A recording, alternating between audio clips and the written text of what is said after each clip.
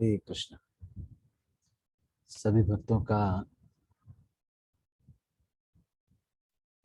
अंतर्राष्ट्रीय कृष्ण भावनामृत संघ इस्कॉन के द्वारा ये ऑनलाइन क्लास, इसमें सभी का स्वागत करते हैं। प्रतिदिन हम संध्या काल में भगवत गीता ज्ञान प्रबोधिनी जो पुस्तक है उस पर चर्चा करते हैं। इस ग्रेस अलग अलग भक्तों के द्वारा ये जो संध्या काल में क्लास आजकल चल रही है, कुछ प्रभु जी लेते हैं और बाकी आजकल क्योंकि प्रभु जी नहीं है इसलिए अलग अलग भक्त लोग ले रहे हैं। तो इसी कड़ी में आज हम सब भक्तों को ये अवसर मिला है कि आज हम श्रील प्रभुपाद की एक पुस्तक है जिसके ऊपर श्रृंखला में पाठ हो रहा है। इसके 136वें पेज से आगे की चर्चा हमें करनी है।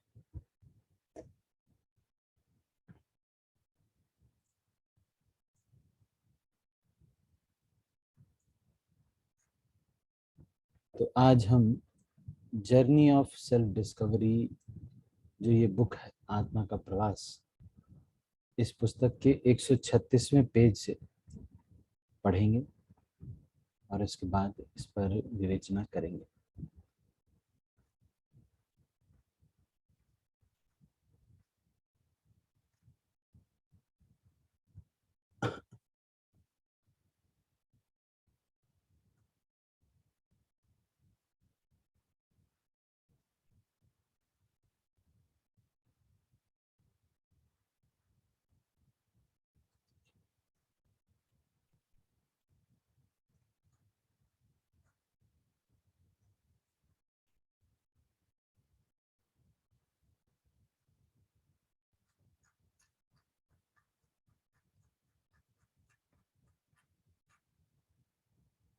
ठीक है,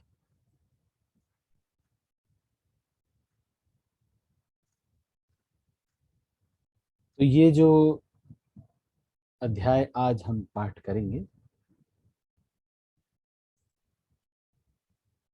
इसको पाठ करने से पहले थोड़ा सा हम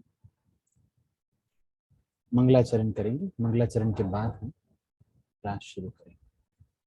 ओम ज्ञानतिमिरान्धस्य ज्ञानाञ्जनशलाकया चक्षुरुन्मिलितं येन तस्मै श्रीगुरवे नमः। श्रीचैतन्यमनोभीष्टं स्थापितं येन भूतले स्वयं रूपः कदा मह्यं ददाति स्वपदान्तिकं। वन्देऽहं श्रीगुरो श्रीयुतापदकमलं श्रीगुरुन् वैष्णवांश्च श्रीरूपं साग्रजातं सहगणरघुनाथान्वितं तं सजीवं साद्वैतं सावधूतं परिजनसहितं कृष्णचैतन्यदेवं श्रीराधा कृष्णपदान् सहगणललिता श्रीविशाखान्वितांश्च। नमो ॐ विष्णुपादाय कृष्णपृष्ठाय भूतले श्रीमते भक्तिवेदान्त स्वामिन्निति नामिने। नमस्ते सरस्वती देव्यै गौरवाणी प्रचारिणे निर्विशेष शून्यवादी पाश्चात्यदेशतारिणे। नमो महावदन्याय कृष्ण प्रेम प्रदायते कृष्णाय कृष्ण चैतन्य नामने गौरत्षे नमः। हे कृष्ण करुणा सिंधु दीनबंधु जगतपते गोपेश गोपिका कांत राधा कांत नमोस्तुते। तप्त कांचन गौरांगी राधे वृंदावनेश्वरी वृषभानुसुते देवी प्रणमामि हरिप्रिये। वाञ्छाकल्पतरुभ्यश्च कृपा सिन्धुभ्यैव च पतितानां पावनेभ्यो वैष्णवेभ्यो नमो नमः। जय श्री कृष्ण चैतन्य प्रभु नित्यानंद श्री अद्वैत गदाधर श्रीवासादि गौर भक्तवृंद। हरे कृष्ण कृष्णा कृष्णा हरे हरे हरे राम राम राम हरे हरे।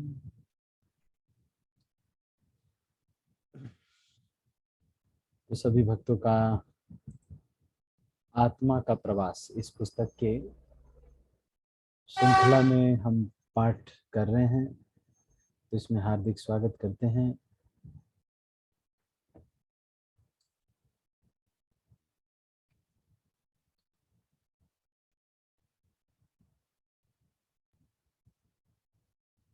तो इसके ऊपर हम चर्चा को आगे बढ़ा रहे हैं। आज हम ये अध्याय 5 योग तथा ध्यान, इस पर पाठ करेंगे। तो थोड़ी देर इसको पाठ करेंगे और उसके बाद इस पर थोड़ी चर्चा करेंगे।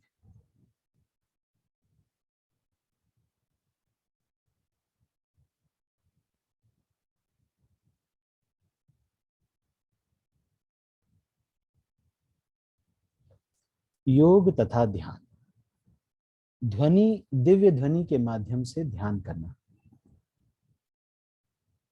1969 की गर्मियों में बोस्टन के उत्तर पूर्वी विश्वविद्यालय में भाषण करते हुए श्रील प्रभुपाद श्रोताओं को ध्यान प्रणाली का परिचय कराते हैं, जिसमें असाधारण शक्ति है और जिसे कहीं भी और किसी समय आसानी से किया जा सकता है।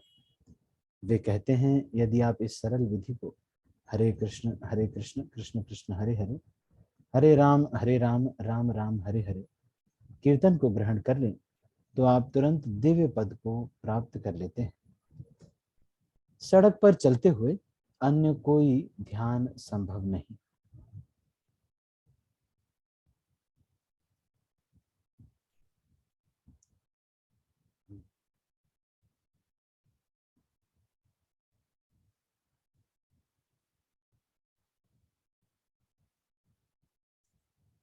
ठीक है, इसके आगे फिर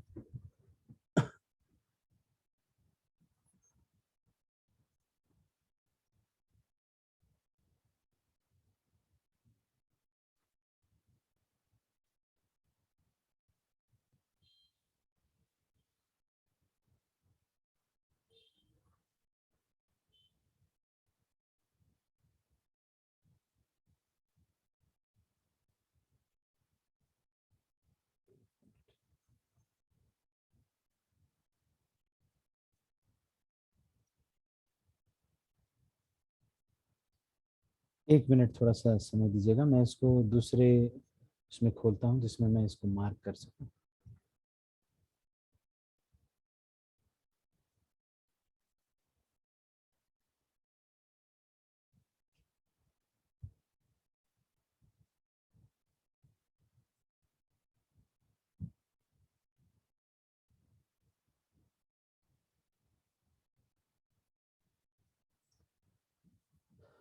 तो ये जो छोटी छोटी पुस्तकें हैं श्रील प्रभुपाद की,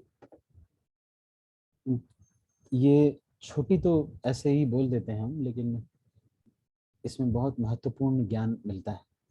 और कई बार ऐसा होता है कि बहुत बड़े बड़े सिद्धांत इन छोटी पुस्तकों में श्रील प्रभुपाद ने दे दिया।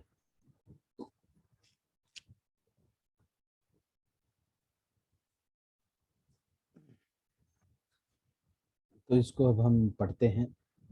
136 पेज से आगे की हम चर्चा करेंगे। मैं इसको स्क्रीन को फिर से आपको शेयर करता हूँ, आप इसको देखिए।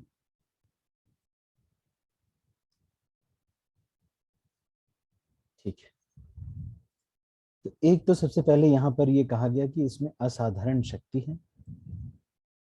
दूसरा यहाँ पर कहा गया कि आसानी से किया जा सकता है, कहीं भी किसी भी समय आसानी से किया जा सकता है। इसके बाद फिर आगे क्या कहते हैं श्रील प्रभुपाद। मेरे प्यारे बालकों और तथा बालिकाओं, इस सभा में आने के लिए तुम लोगों को बहुत बहुत धन्यवाद। हम लोग कृष्ण भावनामृत आंदोलन का इसलिए प्रसार कर रहे हैं क्योंकि आज सारे विश्व में इसकी बहुत ही आवश्यकता है। इस विधि का लाभ यह है कि यह अत्यंत सुगम एवं सरल है।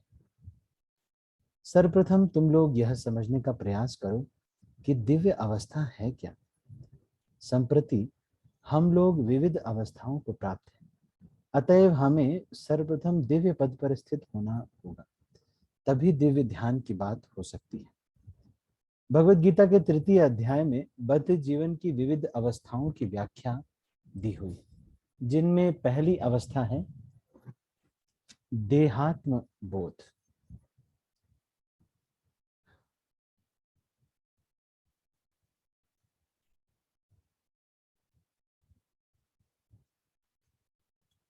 वो क्या है?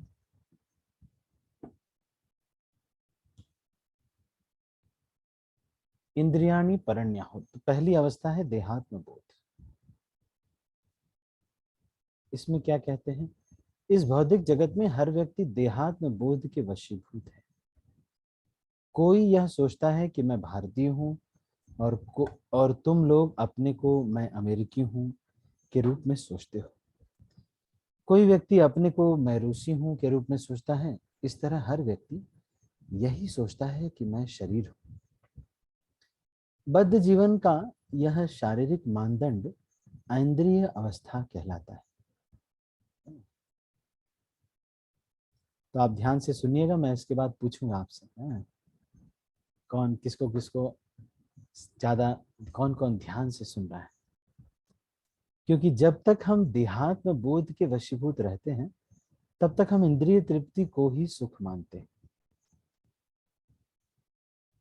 तो देहात्म बुद्ध बोध अगर किसी के अंदर है तो उसका लक्षण क्या है? वो किसको सुख मानेगा? इंद्रिय तृप्ति को सुख मानेगा। यही सब कुछ है। संप्रति यह देहात्म बोध अत्यंत मुखर है। संप्रति ही क्यों, इस जगत की उत्पत्ति के समय से ही ऐसा होता है। मैं शरीर हूं, यही रोग है। श्रीमद् भागवत में कहा गया है, यस्यात्म बुद्धि कुनपे त्रिधातु के। अपने को शरीर मानने का अर्थ है कि हम अपने आप को अस्थि तथा चमड़ी का झोला मानते हैं। यह शरीर चमड़ी, हड्डी, रक्त, मल, मूत्र तथा अन्य बहुत सी वस्तुओं का झोला ही तो है। अतः जब हम सोचते हैं कि मैं यह शरीर हूं, तो वास्तव में हम यही सोचते हैं कि मैं अस्थि, चमड़ी तथा मलमूत्र का झोला हूं। यह मेरा सौंदर्य है, यही मेरा सर्वस्व है। अतः यह देहात्म बुद्धि अधिक चातुर्यपूर्ण नहीं है, और न शरीर के उन्नत आत्म साक्षात्कार के लिए कोई बुद्धिमानी है।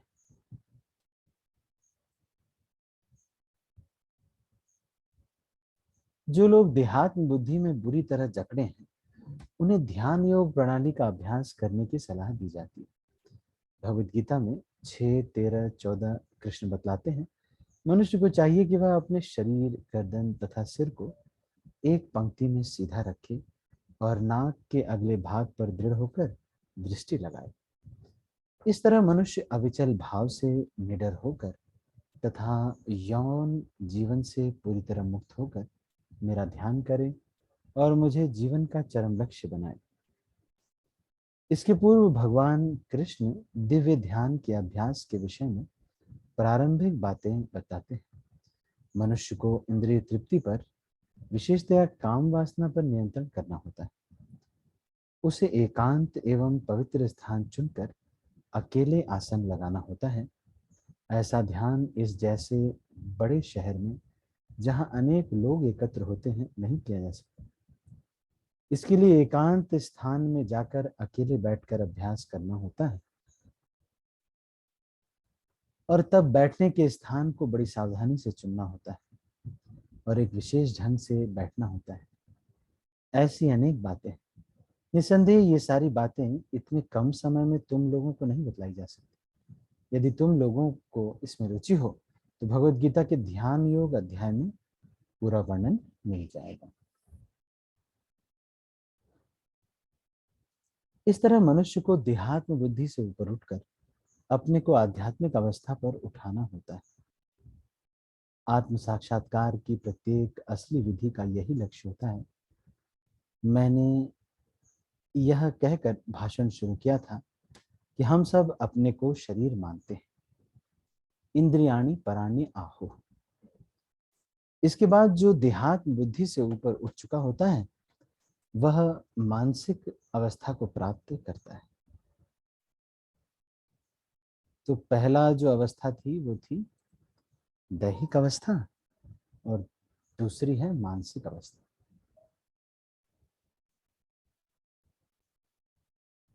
इंद्रियभ्यः परम मनः।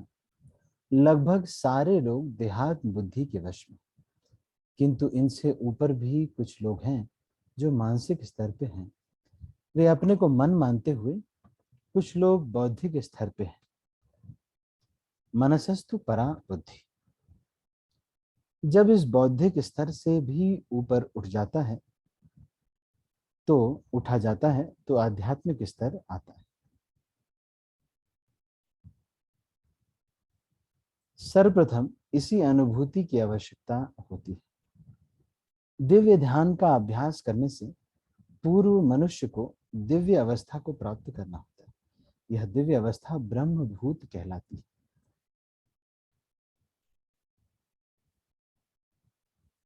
शायद तुम लोगों ने ब्रह्म शब्द सुना हो। आध्यात्मवादी सोचता है अहम ब्रह्मास्मि, मैं न तो शरीर हूं, न मन, न बुद्धि, अपितु मैं आत्मा हूं। यही दिव्य स्तर या दिव्य अवस्था है। हम लोग दिव्य ध्यान के विषय में बातें कर रहे हैं। अतः देहात्म बुद्धि, मानसिक स्तर, बौद्धिक स्तर को पार करने के बाद असली आध्यात्मिक स्तर प्राप्त किया जाता है, जिसे ब्रह्मभूत अवस्था कहते हैं। तो ये चौथी अवस्था हो गई। आप केवल कुछ शब्द कहकर ब्रह्म को नहीं पा सकते। ब्रह्मभूत अवस्था के कुछ लक्षण होते हैं। हर बात का कोई लक्षण होता है। आप यह कैसे जानेंगे कि किसी ने ब्रह्मभूत अवस्था प्राप्त कर ली है? इसकी भगवत गीता में 18:54 में व्याख्या दी गई। ब्रह्मभूतः प्रसन्नात्मा शोचति न कांक्षति। ब्रह्मभूत अवस्था प्राप्त होने का लक्षण है कि मनुष्य सदैव प्रसन्न एवं प्रफुल्लित रहता है। उसमें विषाद का नाम नहीं रह जाता। तो ये ब्रह्मभूत अवस्था का परिभाषा है। तो इस प्रसन्न होने का क्या अर्थ है, इसकी भी व्याख्या दी गई। न शोचति न कांक्षति। तो ब्रह्मभूत कौन है? न शोचति न कांक्षति। ब्रह्मभूत व्यक्ति की कभी कोई लालसा नहीं रखता। वो कोई उसकी खुद की लालसा नहीं है, न ही वह कभी शोक करता है। भौतिक स्तर पर हमारे दो लक्षण हैं, लालसा रखना तथा शोक करना। हमारे पास जो वस्तुएं नहीं होती उनके लिए हम लालायित रहते हैं, और जो वस्तुएं हमारे हाथ से निकल जाती हैं उनके लिए हम शोक करते हैं। देहात्म बुद्धि के यही लक्षण है। सारा संसार काम वासना के लिए लालायित रहता है। तो ये कह रहे हैं दो लक्षण है भौतिक स्तर पर, लालसा रखना और शोक करना। सारा संसार काम वासना के लिए लालायित रहता है। लालसा का मूल सिद्धांत यही है। उन सहस्त्रिया मिथुनी भावमेतम। मिथुनी भावम का अर्थ है यौन या काम वासना। चाहे मानव समाज को लें या पशु समाज को, अथवा पक्षी या कीट समाज को लें, सर्वत्र काम वासना का प्राधान्य मिलेगा। यही भौतिकतावादी जीवन शैली है। एक युवक एक युवती के लिए लालायित रहता है, तो एक युवती एक युवक के लिए। पुरुष स्त्री के लिए लालायित रहता है, तो स्त्री पुरुष के लिए। यही क्रम चलता रहता है।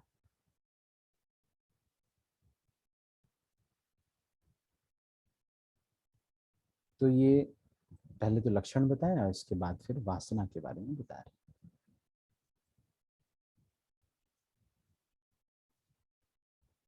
ज्यों ही स्त्री तथा पुरुष का संयोग हो जाता है, उनके हृदय में पक्की गांठ बन जाती है।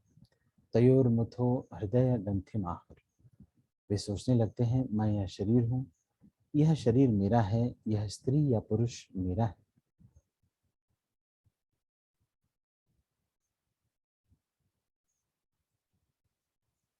और उसी तरह यह देश मेरा है, यह संसार मेरा है।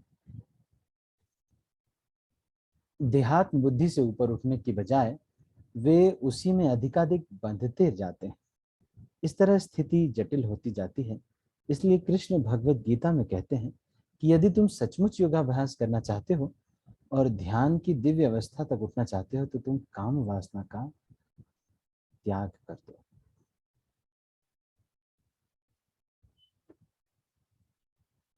किंतु वर्तमान युग में ऐसा संभव नहीं। इसलिए हम कृष्ण भावनामृत विधि में यह नहीं कहते कि काम वासना बंद करो, अपितु हम कहते हैं अवैध संभोग मत करो।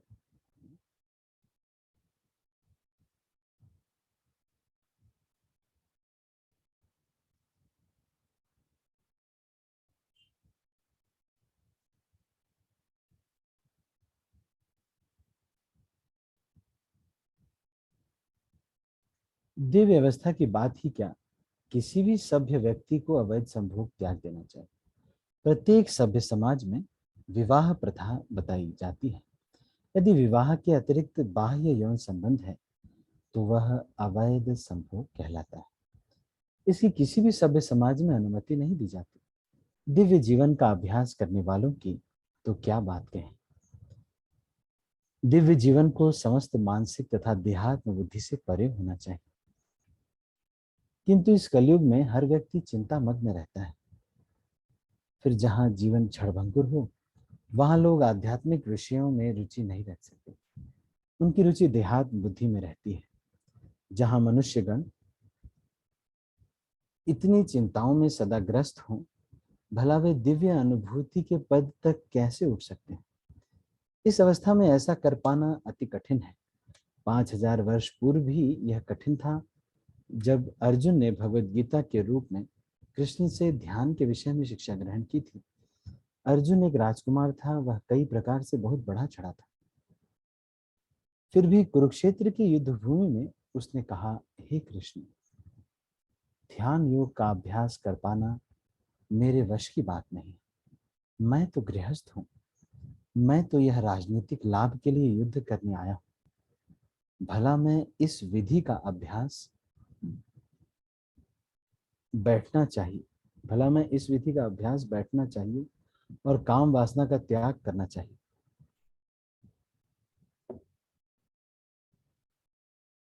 यह संभव नहीं। अर्जुन हमसे कहीं अधिक योग्य होते हुए भी इस ध्यान विधि से मुकर गए। अतः इस युग में हठ योग या ध्यान योग द्वारा दिव्य पद को प्राप्त कर पाना संभव नहीं। और यदि कोई ऐसे ध्यान का अभ्यास करता भी है तो समझ लो कि एक तरह से वह दिव्य ध्यान नहीं कर रहा। आप लोग शहर में रहकर यह ध्यान नहीं कर सकते। ऐसा कर पाना संभव नहीं। भगवत गीता में इसका स्पष्ट उल्लेख है। आप लोग शहरों में अपने परिवार तथा अपने मित्रों के बीच रह रहे हैं। आप लोगों के लिए जंगल जाना, एकांत स्थान ढूंढ पाना संभव नहीं है। किंतु कृष्ण का कहना है कि दिव्य ध्यान के अभ्यास के लिए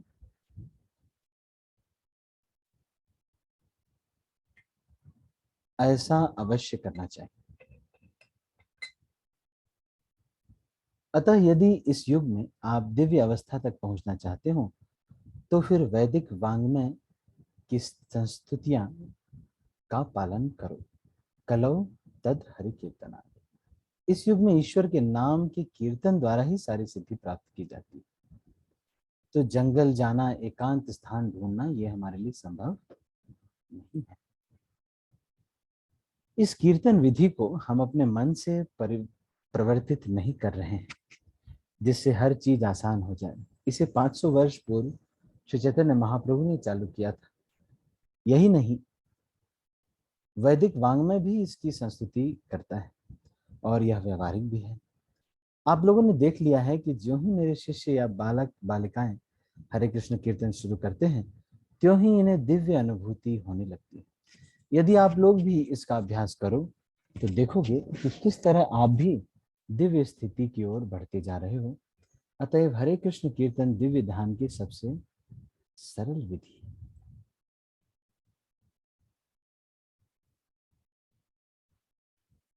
यह दिव्य ध्वनि तुम लोगों को तुरंत ही दिव्य स्थिति तक ले जाएगी। विशेषतया यदि तुम लोग इस ध्वनि में अपने मन को तल्लीन कर सको। यह हरे कृष्ण ध्वनि कृष्ण से अभिन्न है, क्योंकि कृष्ण परम है। चूंकि ईश्वर परम है, अतएव ईश्वर के नाम तथा स्वयं ईश्वर में कोई अंतर नहीं है। हाँ, भौतिक जगत में तो जल तथा शाब्दिक जल या फूल तथा शाब्दिक फूल में अंतर रहता है, किंतु आध्यात्मिक जगत में या यो कहें कि परम जगत में ऐसा कोई अंतर नहीं होता। अतः ज्यों ही आप हरे कृष्ण कृष्ण कृष्ण हरे हरे हरे राम राम राम हरे हरे का उच्चारण करते हैं, त्यों ही आप भगवान तथा उनकी शक्ति के सानिध्य में पहुंच जाते हैं।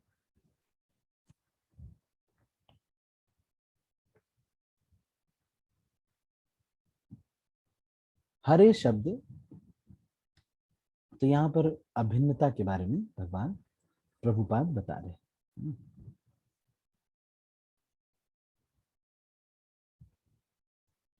जिस हरे हरे शब्द परमेश्वर की शक्ति का द्योतक है। परमेश्वर की शक्ति से ही सारे कार्य संपन्न होते हैं। परास्य ब्रह्मणः शक्ति ही। जिस प्रकार सारे लोग सूर्य की शक्ति से उत्पन्न हैं, उसी प्रकार यह सारा भौतिक तथा आध्यात्मिक जगत परमेश्वर की शक्ति से उत्पन्न है। अतएव जब हम हरे कृष्ण कीर्तन करते हैं तो हम परमेश्वर की शक्ति तथा साक्षात परमेश्वर से प्रार्थना करते हैं। कृपा करके मुझे उबार ले, मैं देहात्म बुद्धि में मग्न हूं। मैं इस भौतिक जगत में हूँ, मैं कष्ट में हूँ। कृपया मुझे आध्यात्मिक स्थिति तक ऊपर उठा ले, जिससे मैं सुखी हो जाऊं। इसके लिए तुम्हें अपनी शक्ति में स्थिति में परिवर्तन नहीं करना है। यदि तुम विद्यार्थी हो तो विद्यार्थी बने रहो, यदि तुम व्यापारी हो तो व्यापारी बने रहो। स्त्री पुरुष काला गोरा कोई भी हरे कृष्ण कीर्तन कर सकता है। इसकी विधि सरल है और इसमें कुछ खर्च भी नहीं लगता।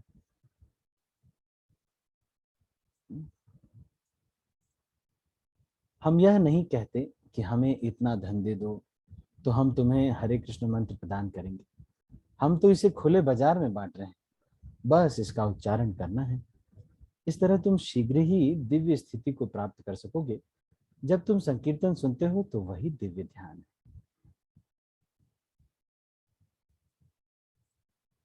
इस विधि की संस्तुति सभी शास्त्रों में की गई है। इसकी शिक्षा श्री चैतन्य महाप्रभु ने दी और विगत 500 वर्षों से शिष्य परंपरा द्वारा इसका पालन होता आ रहा है, जिससे आज न केवल भारत में अपितु यहाँ भी लोगों को अच्छे परिणाम मिल रहे हैं। यदि तुम यह समझने का प्रयास करो कि यह कृष्ण भावनामृत आंदोलन क्या है, तो तुम समझ जाओगे कि दिव्य ध्यान किस तरह संभव है। हम भावुक नहीं, हमारे पास अनेक ग्रंथ हैं, भगवद गीता यथारूप, भागवत, ईशोपनिषद, चैतन्य चैतामृत। यही नहीं, हमारे पास अपनी पत्रिका बैक टू गॉडेड है। हम भावुक नहीं हैं, हमारे पीछे उच्च दार्शनिक विचार।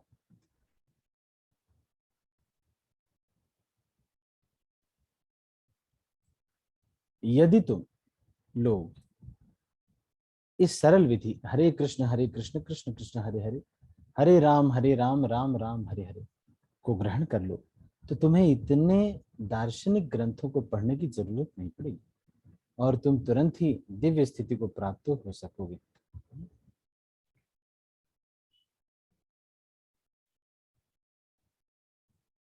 यह हरे कृष्ण मंत्र श्री चैतन्य महाप्रभु का उपहार है, जिसे उन्होंने वैदिक प्रमाण के आधार पर वर्तमान युग के बद्ध जीवों को प्रदान किया है। अतएव हमारा अनुरोध है कि तुम लोग इसे आजमा कर देखो, घर में या कहीं भी कीर्तन करो। ऐसा कोई प्रतिबंध नहीं है कि इस हरे कृष्ण मंत्र को अमुक स्थान में अमुक दशाओं में किया जाए। नियमित स्मरण न काल। इसमें काल, देश, दशा या परिवेश का बंधन नहीं है। कहीं भी किसी समय हरे कृष्ण कीर्तन द्वारा ध्यान किया जा सकता है। संसार में कोई ऐसा दूसरा ध्यान नहीं है जो सड़क पर चलते हुए संभव हो सके, किंतु यह ध्यान संभव है। हाथों से अपना काम करते हुए भी तुम हरे कृष्ण कीर्तन कर सकते हो। ऐसा अच्छा है ये ध्यान। ईश्वर का पूरा नाम कृष्ण है। संस्कृत भाषा में कृष्ण का अर्थ है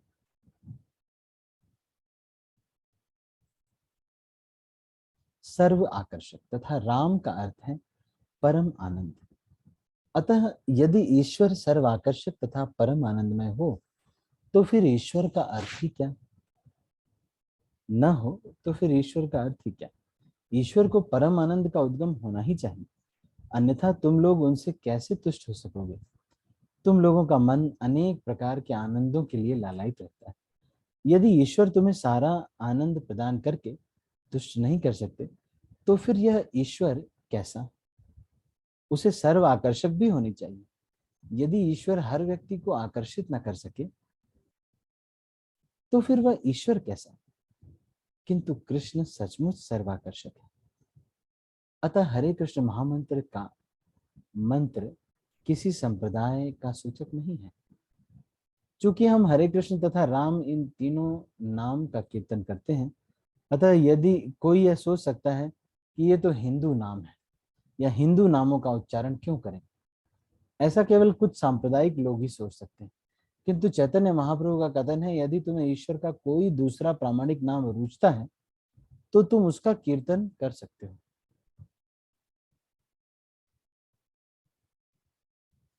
किंतु ईश्वर के नाम का कीर्तन करो। हमारे कृष्ण भावनामृत आंदोलन का यही आदेश है। ऐसा कभी मत सोचना कि यह कृष्ण भावनामृत आंदोलन तुम्हें ईसाई से हिंदू में परिवर्तन करने के लिए आया है। तुम ईसाई, यहूदी, मुसलमान बने रहो, इससे कोई अंतर नहीं पड़ता। यदि तुम सचमुच अपने जीवन को पूर्ण बनाना चाहते हो तो ईश्वर के प्रति अपने सुप्त प्रेम को जागृत करने का प्रयास करो। यही जीवन सिद्ध है। सवै पुंसाम परो धर्मो यतो भक्तिरधोक्षजे। तुम्हारा धर्म कुछ भी हो, किंतु अपने धर्म की या अपनी पूर्णता की परख के लिए तुम्हें यह देखना होगा कि तुमने भगवत प्रेम विकसित किया है कि नहीं।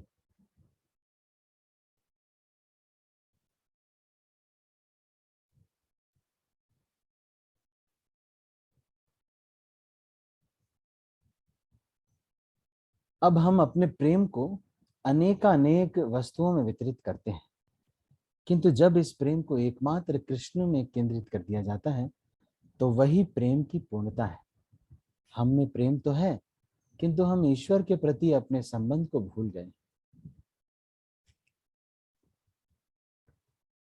और हम कुत्तों से प्रेम करने लगे। यही हमारा रोग है।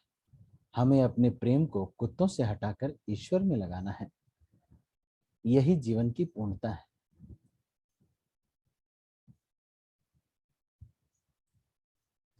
अतः हम किसी विशेष धर्म की शिक्षा नहीं देते हैं। हम तो इतना ही शिक्षा देते हैं कि तुम ईश्वर से प्रेम करना सीखो और हरे कृष्ण मंत्र के कीर्तन द्वारा ऐसा कर पाना संभव है।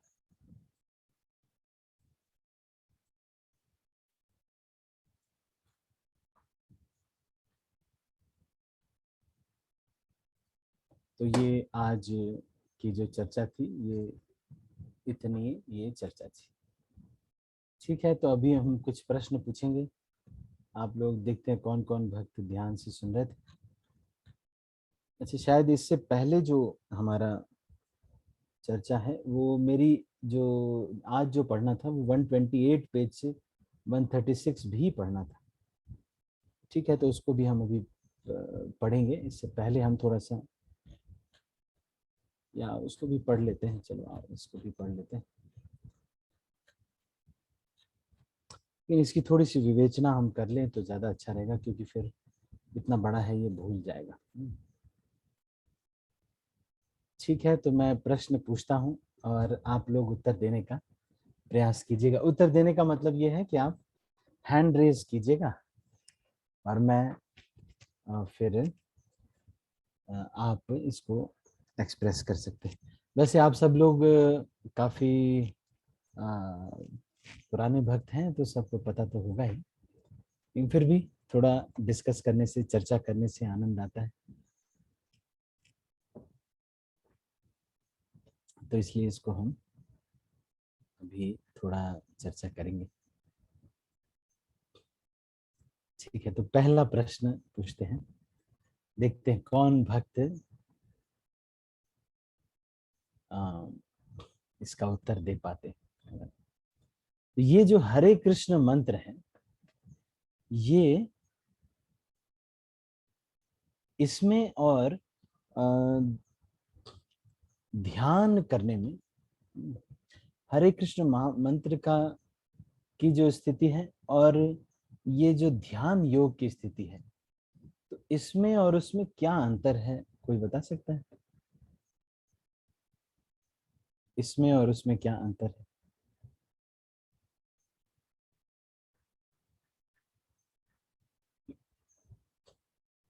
आशा माता जी, आशा नगर कोटी माता जी। हरे कृष्ण प्रभु, नाम धन्यवाद, प्रणाम। प्रभु जी। जो ध्यान योग है प्रभु जी, उसमें हमारे मन के अंदर कभी भी कुछ भी विचार आ सकते हैं प्रभु जी, अगर हम ध्यान ध्यान कर रहे हैं। और अगर हरे कृष्णा मंत्र हम का उच्चारण करते हुए, हम हरे कृष्णा मंत्र का उच्चारण करते हैं, तो प्रभु जी हमारा ध्यान सिर्फ कृष्ण पर रहता है, कृष्ण पे फोकस देता है, तो मन के अंदर कोई ऐसा विचार नहीं आता। अगर ध्यान में अगर हम बोल नहीं रहे हैं और ध्यान योग में है प्रभु जी, कुछ न कुछ मन के अंदर विचार आ जाते हैं। हरे कृष्ण प्रभु। अच्छा, ठीक है, ठीक है। और कोई ये बताएंगे कि क्यों हरे कृष्ण महामंत्र का कीर्तन और इसमें क्या अंतर है? हरे कृष्ण महामंत्र का कीर्तन और ध्यान में क्या अंतर है? ध्यान योग की जो पद्धति है उसमें और इसमें क्या अंतर है? कलावती माता जी। हरे कृष्ण प्रभु जी, दंडवत प्रणाम।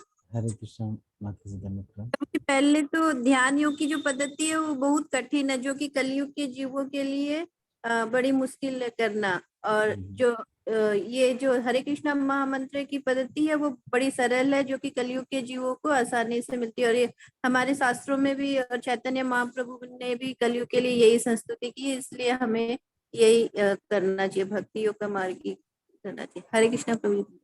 हरे कृष्ण, धन्यवाद प्रणाम। ठीक है, तो माता जी ने सही बताया कि ये जो हरे कृष्ण है, इस कीर्तन है, इसको तो कहीं भी और किसी भी समय किया जा सकता है, लेकिन जो ध्यान है, ध्यान योग में एकांत स्थान में जंगल में आपको जा करके करना पड़ेगा। तो वहां जा करके एकांत स्थान में और ऐसा आसन बनाना है जो ज्यादा ऊंचा ना हो, ज्यादा नीचा ना हो। और फिर ये सब व्यवस्था कहाँ से लेके आएंगे? जंगल मिले तो सही पहले, इतना कंस्ट्रक्शन चल रहा है, जंगल कहाँ बचता है? अब तो कोई जंगल है ही। ठीक है, तो अगला सवाल हम करते हैं, ये जो शरीर है ये किस चीज का झोला है? ये जो शरीर है ये एक झोला है, झोला, तो किस चीज का झोला है ये?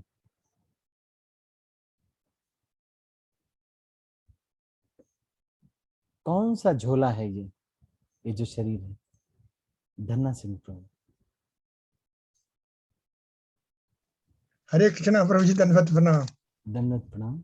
ये प्रभु जी 5 तत्व का झोला है जी हमारा। 5 तत्व का झोला है? हाँ जी, आज हमने जो पढ़ा वो बताना है।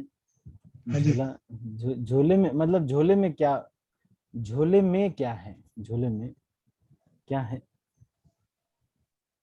इस झोले में सर हमारे काम कर्म है, फिर हम जो भी काम कर रहे हैं वो सारा टाइम लगा रहता है, और बाकी काम के लिए हमारा ध्यान है, क्योंकि हर जगह ध्यान जाता है हमारा उसमें। अच्छा अच्छा अच्छा। ठीक है, चलो ठीक है, अच्छा बताया आपने। और हम पूछते हैं हमारे और भक्त लोगों से, कोई और भक्त, फिर से कलावती माता जी। हरे कृष्णा प्रभु जी, दंडवत प्रणाम। धन्यवाद प्रणाम। प्रभु जी, ये शरीर मांस और चर्म का झोला है। हरे कृष्णा प्रभु जी, दंडवत प्रणाम। हरे कृष्णा, धन्यवाद प्रणाम। ये जो शरीर है ये चमड़ी, हड्डी, रक्त, मल मूत्र तथा इस तरह की बहुत सारी चीजों का झोला है। ये झोले में ये पैकिंग किया गया है। और फिर इसी में कई लोग इसी में फिर ब्यूटी कॉन्टेस्ट भी जीत जाते हैं। आपने देखा होगा मिस वर्ल्ड, इसी में मिस वर्ल्ड भी हो जाता है। यही जो चमड़ी, हड्डी, रक्त, मलमूत्र और ये सब वस्तुओं का जो झोला है, इसी में कोई मिस वर्ल्ड भी है। देखो, मिस यूनिवर्स भी बन जाते हैं। मतलब पूरे यूनिवर्स में जो मिस यूनिवर्स होगा वो भी प्रभुपाद कह रहे हैं, वो भी क्या है, मिस यूनिवर्स भी जो है वो भी क्या है, चमड़ी, हड्डी, रक्त, मल मूत्र का झोला है। ठीक है, चलो आशा माता जी, आप भी कुछ कहना चाहते हैं? हरे कृष्ण प्रभु जी, दंडवत प्रणाम। धन्यवाद। प्रभु जी वो सेम यही झोले में जो हार्ड मांस मल मूत्र, मैं यही बोलना चाह रही थी प्रभु जी, वो क्वेश्चन का आंसर मिल गया था, मैं इससे अच्छा ठीक है, हो गया था प्रभु जी। ठीक। हरे कृष्ण। ये शरीर इस चीज का झोला है। इस शरीर से यही सब निकलता रहता है, यही गंदगी है। लेकिन मूर्खता ये है कि हम इससे कितना आइडेंटिफाई करते हैं। देखो, ये बहुत बड़ी चीज है। और हम क्या, बड़े बड़े लोग भी जो बहुत बड़े लेक्चर भी देने वाले होते हैं वो भी इससे मोहित हो जाते हैं। श्रीमद् भागवतम में एक श्लोक आता है, तथापि मोह्यन्ति तवाज माया। कहते हैं कि अच्छा देखो, लेक्चर देना कितना आसान है कि नहीं। जो लोग लेक्चर देते हैं वो भी इसमें फंसे हुए हैं। ऐसी माया को मैं प्रणाम कर, ऐसे भगवान जिनकी ये माया है उसको मैं प्रणाम करता हूँ, ऐसा इस श्लोक में लिखा हुआ है। तथापि मुह्यन्ति तवाज माया। तो ये इस चीज को कह रहे हैं। चलो अगला मैं प्रश्न पूछता हूँ, सबके हाथ में नीचे कर रहा हूँ।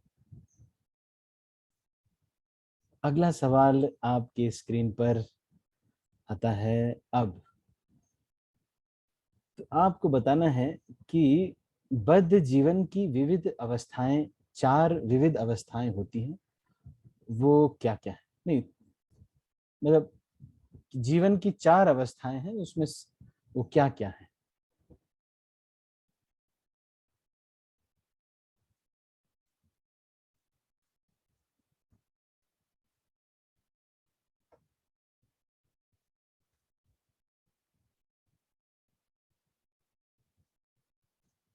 ये 3 अवस्थाएं, 3 अवस्थाएं।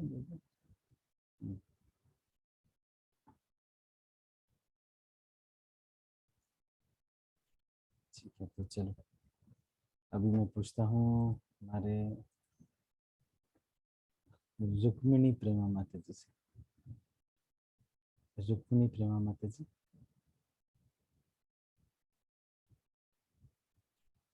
रुक्मिणी प्रेमा माता जी का हैंड रेज हुआ था पर अभी माता जी चली गए। रुक्मिणी प्रेमा माता जी, अनम्यूट नहीं हो रहा प्रभु जी। अच्छा, हरे कृष्ण प्रभु जी, दंडवत प्रणाम। धन्यवाद प्रणाम माता जी। प्रभु जी मुझे तो 4 अवस्थाएं पता था, जन्म मृत्यु जरा व्याधि मुझे नहीं पता, अच्छा, सॉरी जन्म प्रभु मृत्यु जी। जरा वे, अच्छा अच्छा 4 अवस्थाएं बोली ना, अच्छा अच्छा अच्छा, चलो सॉरी ठीक। सॉरी। ठीक है, तो ये हमारे सीमा माता जी बताएंगे। सीमा माता जी, हरे आपका कृष्ण क्या। प्रभु जी, दंडवत प्रणाम। धन्यवाद प्रणाम। प्रभु जी, बाल्यावस्था, युवावस्था और वृद्धावस्था। अच्छा, आज जो हमने पढ़ा उस सिलेबस में से बताना है। सॉरी प्रभु जी, वो मैं ढंग से नहीं सुन पाई, ठीक, सॉरी। ठीक। धन्ना सिंह प्रभु, धन्ना सिंह प्रभु, आपका क्या विचार। तो जी धन्यवाद प्रणाम जी। धन्यवाद प्रणाम। मेरी भी यही थी प्रभु जी, इसी तरह था बचपन और ये मतलब युवा और फिर मृत्यु। अच्छा चलो, आशा माता जी आपका क्या विचार है? हरे कृष्ण प्रभु जी, दंडवत प्रणाम। हरे कृष्ण, दंडवत अ, प्रणाम। प्रभु जी, मैं भी यही सोच रही थी कि बाल्यावस्था, किशोरावस्था और युवावस्था, ये वृद्धावस्था, मैं भी अवस्था यही सोच रही। सॉरी प्रभु, दंडवत प्रणाम, हरे लो, कृष्ण। आपके सबके नंबर कट रहे हैं। चलो, कलावती माता जी। हरे कृष्णा प्रभु जी, दंडवत प्रणाम। दंडवत प्रणाम। प्रभु जी, पहली अवस्था देहात्म बोध या दैहिक अवस्था, हम्म। दूसरी मानसिक अवस्था, तीसरी बौद्धिक अवस्था, चौथी दिव्य ब्रह्मभूत अवस्था। हरे कृष्णा प्रभु जी। हरे कृष्णा। अच्छा चलो, एक बहुत ही बड़ा जनरल नॉलेज का प्रश्न पूछता हूँ। ये आपने सही उत्तर दिया, लेकिन एक जनरल नॉलेज का प्रश्न पूछता हूँ। मैं देखता हूँ कौन लोग थोड़ा सा, ये तो वैसे हमारी सिंपल वाली क्लास है, क्योंकि ये जो है स्मॉल बुक्स की क्लास है, तो इसमें जो सिद्धांत है, मूलभूत सिद्धांत है, वही चर्चा होती। एक प्रश्न मैं पूछ रहा हूँ आउट ऑफ सिलेबस। देखता हूँ कौन कौन भक्त ऐसे हैं जो थोड़ा सा इसी चीज को, ये जो 4 अवस्थाएं हैं, इसको पंच कोशों के माध्यम से बताया जाता है। ये पंच कोश क्या है, कोई बता सकता है? 5 कोश होते हैं, इसके माध्यम से इसको बताया जाता है। कोई बता सकता है ये पंच कोश क्या होते हैं?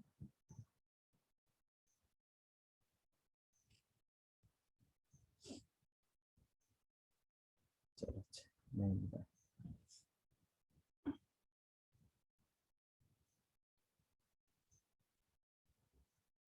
तो सबसे पहला जो कोश है, तो ध्यान योग में आप बताया जाता है अन्नमय कोश। अन्नमय का मतलब, जब व्यक्ति जो है, जो बचपन में रहता है, छोटा बच्चा, तो वो अन्न खोज को, जो भी चीज मिलता है उसको मुंह में डाल लेता है। मोबाइल चार्जर दो, पेन दो, सब कुछ मुंह में, वो अन्नमय रहता है। फिर प्राणमय, मनोमय, विज्ञानमय, आनंदमय, ये 5 प्रकार के कोश भी होते हैं। इसी तरह का एक पैरेलल है, तो उसको मैंने बताया आपको। चलो, हम लोग सिलेबस से ज्यादा बाहर नहीं जाएंगे, जो कहा गया है उस पर ही बात करते हैं।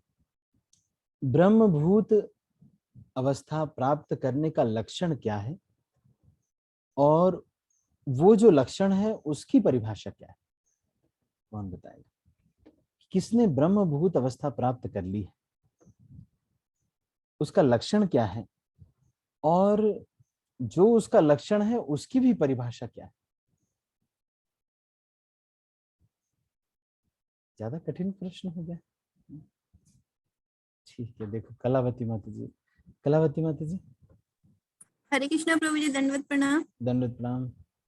प्रभु जी, ब्रह्मभूत अवस्था का ये लक्षण है कि वह मनुष्य हमेशा आनंद में रहता है, उसकी कोई लालसा नहीं रहती है और वो कभी शोक नहीं करता है। हरे कृष्णा प्रभु जी। हाँ, तो ब्रह्मभूत अवस्था में जो व्यक्ति है, वो हमेशा प्रसन्न रहता है, प्रफुल्लित रहता है, और उसमें विषाद नहीं रहता है। और इसका प्रसन्न रहने का मतलब क्या है? प्रसन्नता का मतलब है न शोचती न कांक्षति। उसको कुछ प्लान ही नहीं है, मतलब आगे कुछ है ही नहीं, मतलब बस कुछ उसको लालसा नहीं है, और ना ही किसी चीज का दुख है कि ये चला गया, वो मिस हो गया, कोई दुख भी नहीं। न लालसा करना, न शोक करना।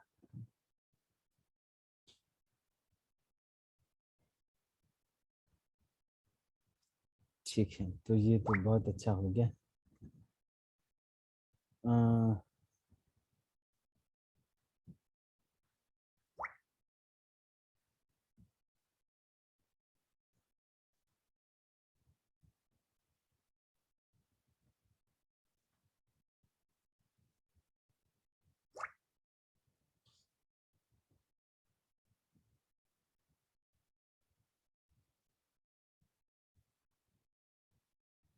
अच्छा, एक चीज, एक और अच्छा क्वेश्चन पूछता हूँ कि ये जो भक्ति योग है,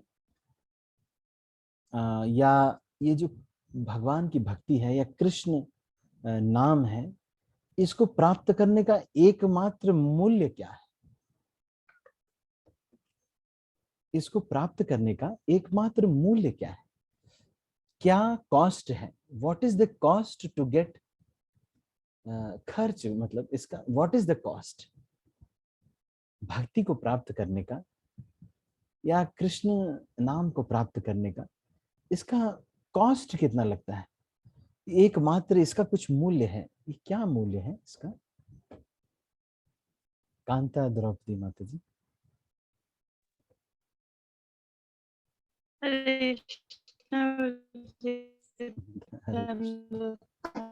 आपका नेटवर्क तो बहुत कम है प्रभु जी बहुत कम आ रहा है माता जी आपकी आवाज। हमारा मन, ठीक है ठीक है ठीक है, मुझे लगता है प्रभु जी। अच्छा हरे कृष्णा मुझे नाम अभी आ रहा है प्रभु जी? हाँ अभी तो आ रही है। हाँ जी एक मिनट मैं अनम्यूट का कमांड देता हूँ। हाँ जी बोलिए माता जी।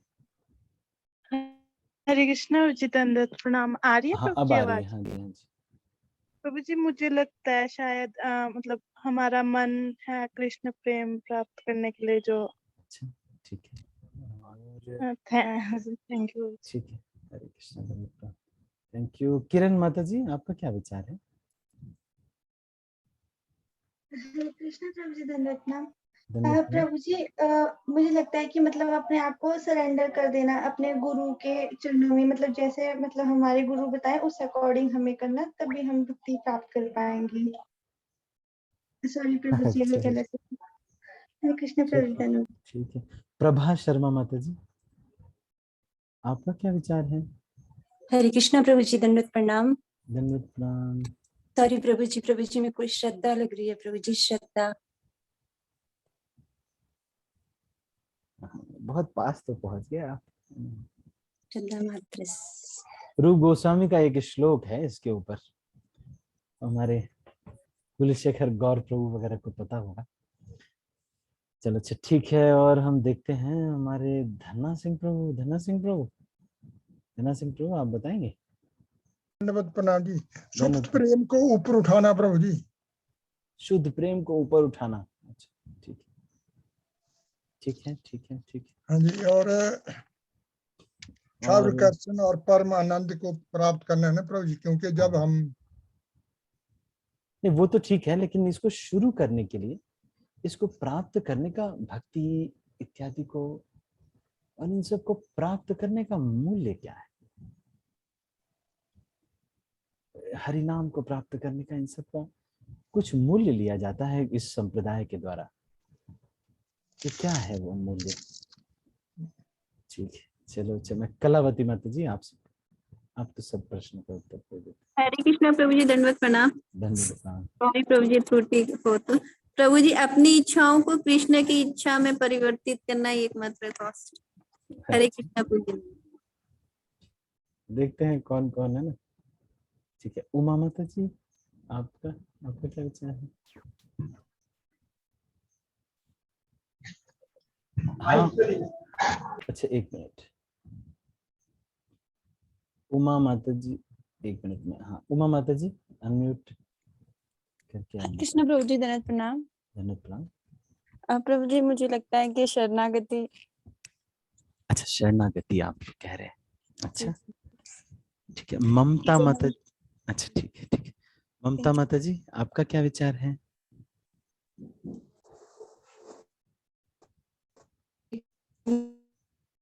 आपकी आवाज तो क्लियर नहीं आ रही माता जी पॉन्टा में। हरे कृष्णा प्रभु जी, धन्यवाद प्रणाम। प्रभु जी अभी हाँ अभी तो आ रही है। हाँ जी प्रभु जी प्रभु जी मुझे लगता है पूर्ण समर्पण ईश्वर के चरणों में, वही जो माता जी ने भी बोला शरणागति, शायद प्रभु जी लग रहा है मुझे। ठीक है। ब्रजेश लता माता जी। हरे कृष्णा प्रभु जी, धन्यवाद प्रणाम। प्रभु जी सॉरी गलती हो तो मेरे तो समझ में रहा भगवत धाम की प्राप्ति। प्रभु जी भगवत धाम की प्राप्ति मूल्य ही अगर होगा तो फिर मिलेगा क्या? मूल्य लेकर के तो वस्तु प्राप्त की जाती है। इस हरिनाम और प्रभु जी, भक्ति इसकी का शरण जो में रहना। प्राप्त करते हैं, ये जो हरिनाम और भक्ति, ये जो हम प्राप्त किए, जो पद्धति प्राप्त की, आप लोग आ गए जूम में, ये सब होने लगा, तो क्या मूल्य था इसका? मूल्य, कुछ मूल्य लेकर के ये गुरु परंपरा देती है आपको ये सब। प्रभु जी, अपने आत्मा में शांति, अपने आत्मा का शांति लेना प्रभु के नाम में, कृष्ण के नाम में। ठीक है, हरे कृष्णा प्रभु धन्यवाद। ठीक। विनय भूषण प्रभु जी। हरे कृष्णा भाई, दंड प्रणाम। दंड प्रणाम जी। वैसे तो मूल्य प्रेम है, लेकिन फिर भी हम अपनी समस्त इंद्रियों को भगवान नाम में लगाएं, वही हमारा। अच्छा, नाम में लगाएं। ठीक है, ठीक है, ठीक। चलो, सोनल साहनी माता जी, आपका क्या विचार है? हरे कृष्णा प्रभु जी, दंडवत प्रणाम। दंडवत प्रणाम। प्रभु जी, भगवान की प्रेममयी सेवा, मन और इंद्रियों को पूरी तरह लगाना और पूर्ण आत्मसमर्पण। अच्छा, ठीक। हरे कृष्णा प्रभु जी, दंडवत प्रणाम। ठीक है, ठीक है, बहुत अच्छा बताया सब भक्तों ने। भारती माता जी।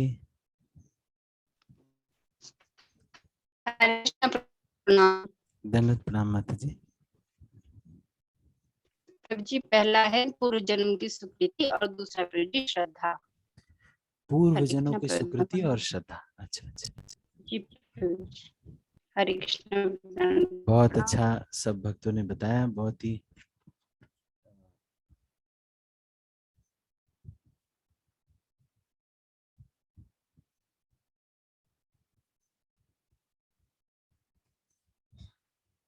ठीक है। तो अभी सब भक्तों से बहुत पूछ लिया गया, और ये जो श्लोक है जिससे ये उत्तर लिया गया है, ये इस्कॉन संस्था का नाम भी इसी श्लोक से आता है।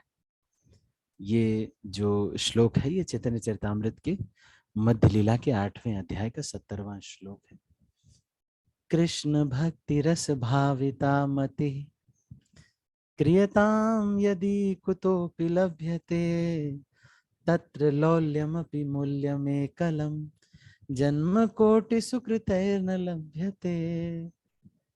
तो ये श्लोक में कह रहे हैं कि अगर कई जन्मों तक बहुत सारी सुकृति भी हम कर लें, तब भी ये कृष्ण भक्ति नहीं मिलती। लेकिन अगर यही किसी साधु के पास लौल्यम, किसी को भूख लग जाए, और वो लौल्यम ही एकमात्र मूल्य है इसका, तत्र लौल्यम अपि एकला मूल्यम जन्म कोटि सुकृतैर न लभ्यते। ये रूप गोस्वामी के पद्यावली का श्लोक है, जिसको चैतन्य चरितामृत में कोट किया गया है। कभी इसके ऊपर चर्चा करेंगे। पद्यावली बहुत अच्छी पुस्तक है। लेकिन आपने किसी साधु की वजह से, किसी भी वजह से आपने मांगना शुरू कर दिया कि भाई मुझे भी, मुझे भी, मुझे भी, तो केवल लौल्यम है ना की वजह से ये मिल जाता है। एक हृदय में एक इच्छा मन में जाग गई कि मुझे भी चाहिए, बस उस उतना ही मूल्य दिया और मिल जाता है। ऑल्दो ये दिखने में बहुत वो लग रहा है, बहुत सिंपल सा लग रहा है, लेकिन ये बड़ा महत्वपूर्ण श्लोक है। तत्र लौल्यम अपि एकला मूल्यम।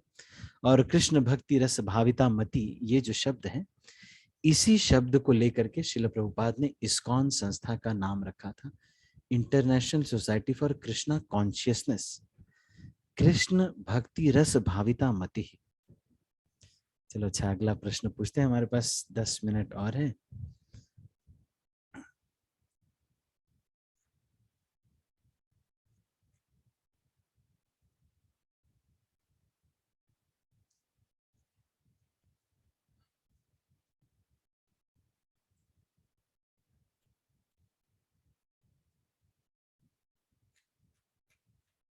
तो अब हमारे पास ठीक है, हो गया ये तो। कौन बनेगा करोड़पति अभी समाप्त होता है, और इसी के साथ हमारा ये जो लेक्चर है वो भी समाप्त होता है। आप सभी भक्तों का कोई प्रश्न हो तो आप पूछ सकते हैं, या हम प्रयास करेंगे इसको चर्चा करने का। हमारे पास 10 मिनट है, हम 10 प्रश्न ले सकते हैं। यदि किसी का कोई प्रश्न हो, कोई टीका टिप्पणी या कुछ कहना चाहते हो या कुछ पूछना चाहते हैं तो ये समय है, या अदरवाइज भी अगर आपको मन में कुछ आता हो, क्योंकि समय तो है, पढ़ तो लिया है हमने। आपके मन में कुछ भी अगर ऐसे ही प्रश्न आता हो कि प्रभु जी एक बात बताइए, ये कुछ लोग शिखा बहुत लंबी रखते हैं तो क्या करें इसका, तो सब पूछ सकते हैं। कलावती माता जी, आपका कोई प्रश्न?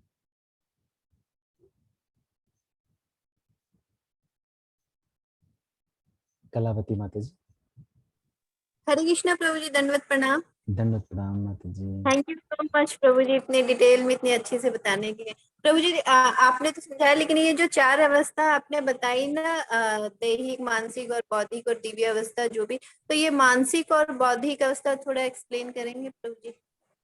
हरे कृष्णा प्रभु जी। इसमें ना बौद्धिक अवस्था कुछ डाला नहीं गया है, इसमें तो 3 ही अवस्था डाली गई है, उसी को इन्होंने अपग्रेड करके कह दिया है कि ये आध्यात्मिक अवस्था है।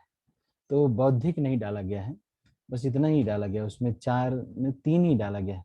एक मानसिक लेवल पे है और एक जो है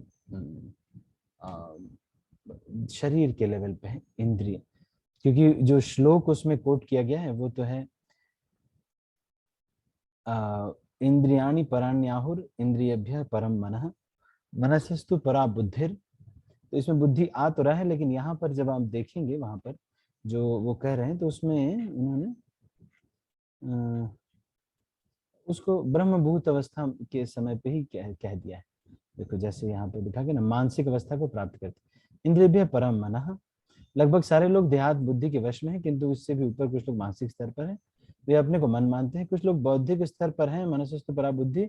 जब इस बौद्धिक स्तर से भी ऊपर उठ जाता है तो अच्छा, तो यहाँ पर दे रहे हैं आध्यात्मिक स्तर का। ज्यादा डिटेल तो यहाँ पे श्रील प्रभुपाद ने बौद्धिक स्तर का दिया नहीं है। अन्यथा बाकी ग्रंथों में अगर हम देखें तो मतलब ईगो के सेटिस्फैक्शन को इस लेवल पे लाते हैं। कुछ लोग ये कहते हैं कि शरीर जो है ये हमारा क्या है, शरीर को संतुष्टि मिलनी चाहिए। दूसरे कुछ लोग हैं वो ये कहते हैं कि मन में जो इच्छाएं हैं वो पूरी हों। और बुद्धि वाले लोग ये कहते हैं कि उनका जो है मतलब ईगो जो है वो सेटिस्फाई हो, है ना। Enjoyment eight the level of, चलो मैं इसको शेयर करके आपको बताता हूँ थोड़ा सा। अब जब यहाँ पर आ ही गया है, क्योंकि यहाँ पर प्रभुपाद ने ज्यादा डिटेल नहीं दिया है, तो मैं सोच रहा था कि इसको कहीं से रेफरेंस लेकर के ही इसको बताना पड़ेगा, तो मैं थोड़ा व्हाइट बोर्ड पे आपको बताता हूँ। बाकी ग्रंथों में इसको थोड़ा बताया गया है, श्रील प्रभुपाद ने ही बताया है। सबसे पहला जो है एक तो फिजिकल लेवल पे, फिजिकल एंजॉयमेंट है ना। इसमें शरीर का आता है, आप गुलाब जामुन खाते हैं, पकौड़े खाते हैं, वो हो गया, या सेंसुअल प्लेजर, इंद्रियों के सुख। मेंटल लेवल पे इसका मतलब ये है कि जो डिजायर्स आती हैं आपकी, ऑप्शंस ऑफ डिजायर्स, उनको हम सेटिस्फाई कर सकें। चलो अभी ये कुछ उससे एक संतुष्टि मिलती है। डिजायर्स मेंटल लेवल पे, मन में जो इच्छाएं आ रही हैं उनको पूरा करना। और दूसरा है बुद्धि के लेवल पे, तीसरा बुद्धि के लेवल पे या eight the level of intelligence.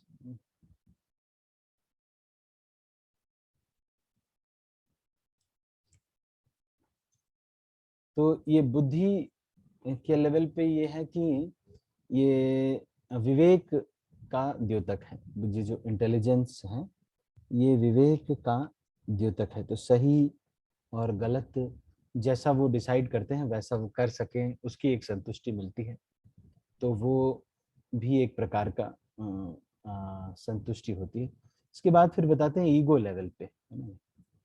Ego level पे भी मतलब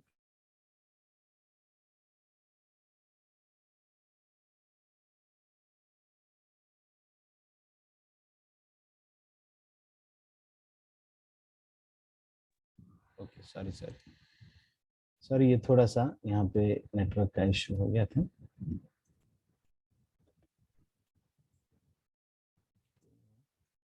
ये अलग अलग लेवल पे बताते हैं। तो फिजिकल लेवल पे कुछ आनंद होता है, कुछ मेंटल लेवल पे आनंद होता है और इंटेलिजेंस के लेवल पे, लेकिन इसका कुछ रेफरेंस देते हैं, मैं अभी उसको मिस कर रहा हूँ। इंटेलिजेंस का कुछ और इसका रेफरेंस देते हैं। Some pleasure is at the level of mind, some pleasure is at the level of intelligence, some pleasure is at the level of ego. कई लोगों को देखा होगा आपने कि वो खाना वाना मिले ना मिले, लेकिन उनका वर्चस्व एस्टेब्लिश होना चाहिए, ईगो के सेटिस्फेक्शन के लिए काम करते हैं, है कि नहीं? तो वो भी एक लेवल का आनंद है जिसके लिए भी लोग जो है काम करते हैं। तो ये है, पर इसमें इंटेलिजेंस वाला मेरे थोड़ा सा मुझे अभी स्मरण नहीं आ रहा है कि कैसे जो है ये राधेश्याम प्रभु की जो बुक है उसमें ये लिखा हुआ है। तो फिजिकल, मेंटल और इंटेलिजेंस के लेवल पे और ईगो के लेवल पे। तो यहाँ जो श्रील प्रभुपाद ये जो कह रहे हैं उसमें बौद्धिक स्तर का ज्यादा वर्णन तो नहीं कर रहे हैं। एक तरह से यहाँ पर केवल इतना ही कह रहे हैं कि इसके बाद जो देहात्म बुद्धि से ऊपर उठ चुका है वो मानसिक अवस्था को प्राप्त करता है, और फिर लगभग सारे लोग देहात्म बुद्धि के वश में रहते हैं, किंतु इनसे ऊपर भी कुछ लोग हैं जो मानसिक स्तर पे हैं, वे अपने को मन मानते हैं। कुछ लोग बौद्धिक स्तर पे हैं, वो मनसस्तु परा बुद्धि। और जब इस बौद्धिक स्तर से भी ऊपर उठा जाता है तो आध्यात्मिक स्तर आता है। सर्वप्रथम इसी अनुभूति की आवश्यकता होती है। तो इसमें ज़्यादा डिटेल तो श्रील प्रभुपाद ने नहीं दिया है, और इंद्रियों के उसको तो मानते हैं वो, और मन के स्तर पे मैंने आपको बताया कि एक्सरसाइजिंग द ऑप्शंस, उससे एक संतुष्टि मिलती है। और विवेक के स्तर पे या बुद्धि के स्तर पे क्या होता है इसमें ज़्यादा डिटेल में नहीं दिया गया, तो इसका कहाँ पर ये मिलेगा, ये राधेश्याम प्रभु के बुक में मिल सकता है, वहाँ पर हो सकता है होगा। और बाकी आध्यात्मिक स्तर पर तो ये कह रहे हैं कि दिव्य अवस्था है, अभ्यास के पूर्व मनुष्य को दिव्य अवस्था को प्राप्त करना होता है, यह दिव्य अवस्था ब्रह्मभूत कहलाती है। शायद तुम अच्छा, तो ये हम लोग इतना ये यहाँ पे ये कह रहे हैं कि ब्रह्मभूत अवस्था मतलब आध्यात्मिक अवस्था जो है ना, ठीक है। तो इसमें ज़्यादा क्लैरिफिकेशन तो नहीं दिया है, इसको देख के ही थोड़ा बताना पड़ेगा कि इस लेवल पे क्या होता है ना। Kalavati Mata ji, I am not very sure about this level. Kalavati Mata ji. जी हरे कृष्ण प्रभु जी, धन्यवाद प्रणाम। जी प्रभु जी जी थैंक यू प्रभु जी। हरे कृष्ण प्रभु जी, धन्यवाद। ओके, धन्यवाद। ठीक है, एनी अदर क्वेश्चन? कोई और कुछ पूछना चाहते हैं तो हमारे पास कुछ समय है अभी।